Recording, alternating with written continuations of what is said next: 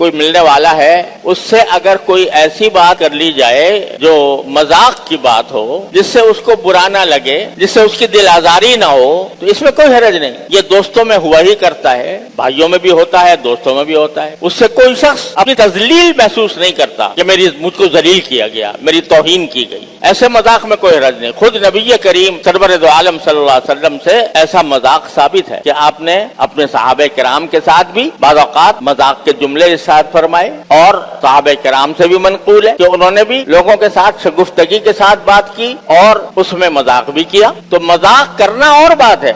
حضور اقدس صلی اللہ علیہ وسلم کے پاس ایک صاحب آئے، انہوں نے کہا کہ یا رسول اللہ مجھے ایک اونٹ دے دیجیے گا، اونٹ چاہیے، مجھے ایک اونٹ دے دیجیے. تو آپ نے فرمایا بھئی میں تمہیں اونٹ کا ایک بچہ دوں گا. تو وہ کہنے لگا جی بچہ میں کیا کروں گا بچے کو لے کر، میں تو پورا اونٹ چاہتا ہوں. تو آپ نے فرمایا جو بھی اونٹ دوں گا وہ کسی نہ کسی اونٹ کا بچہ ہوگا نہیں.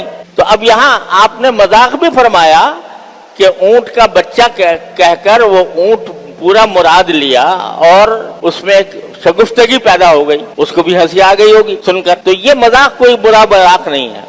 ایک عورت سے آپ نے فرمایا، اس نے کہا یا رسول اللہ مجھے، ایک بوڑھی عورت تھی، اس نے کہا یا رسول اللہ مجھے دعا کر دیجیے کہ اللہ میاں مجھے جنت میں داخل کر دے. تو آپ نے فرمایا کوئی بوڑھی جنت میں نہیں جائے گی، کوئی بوڑھی جنت میں نہیں جائے گی. وہ پریشان ہو گئی کہ یا رسول اللہ کیا بوڑھی ہونے سے ہم جنت سے محروم ہو جائیں گے؟ آپ نے فرمایا کہ کوئی بھی عورت بوڑھی ہو کر نہیں جائے گی، بوڑھی بھی جوان ہو کے جائے گی، یہ مطلب ہے. تو یہ مذاق خود رسول کریم سرورت عالم صلی اللہ علیہ وسلم میں ثابت ہے. ایسا مذاق جس سے کوئی دوسرے کی تذلیل نہ ہو، تحقیر نہ ہو، تو یہ ثابت ہے. لیکن مذاق اڑانے کا مطلب یہ ہوتا ہے کہ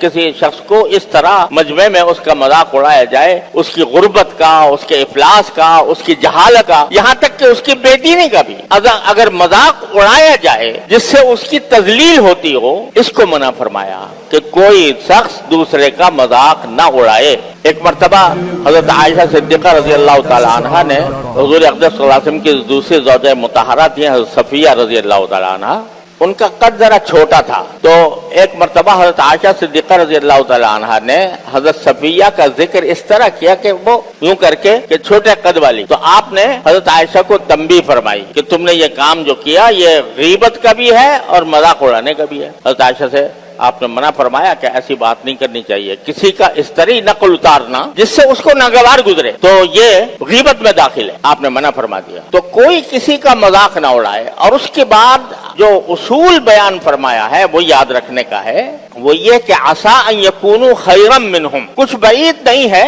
کہ جن کا تم مذاق اڑا رہے ہو وہ تم سے بہتر ہوں. یعنی ہر مسلمان کو دوسرے مسلمان کے بارے میں اس بات کا احتمال رکھنا چاہیے کہ پتہ نہیں اس کا اللہ تعالیٰ کے ساتھ کیسا تعلق ہے، اللہ تبارک و تعالیٰ اس کو کس طرح نواز دیں، اس کا خاتمہ کس حالت کے اوپر ہو اور وہ مجھ سے کہیں آگے بڑھ جائے. یہ خیال ہر انسان کے، ہر مسلمان کے دل میں دوسرے کے بارے میں ہونا چاہیے. اگر فرض کرو دوسرا آدمی تمہیں علم کے اعتبار سے کم نظر رہا ہے، تمہیں اللہ نے علم دے دیا اور وہ بیچارہ علم سے محروم ہے، تو یہ سمجھنا کہ بھئی چونکہ میں عالم ہو گیا یا مجھے علم اللہ تعالیٰ نے عطا فرما دیا لہذا جتنے لوگ ہیں جو کہ عالم نہیں ہیں میں ان سے افضل ہو گیا. ارے بھائی افضل ہونا تو اس طرح ہوتا ہے کہ اللہ تبارک و تعالیٰ قبول فرما لے، اللہ تعالیٰ راضی ہو جائے اور جنت میں داخل فرما دے. تمہیں کیا پتا کتنے ایسے لوگ ہیں جو علم سے بظاہر عالم نہیں ہیں، عام لوگ ہیں، لیکن اللہ تبارک و تعالیٰ کے ساتھ ان کا تعلق اتنا مضبوط ہے، اتنا کڑا ہے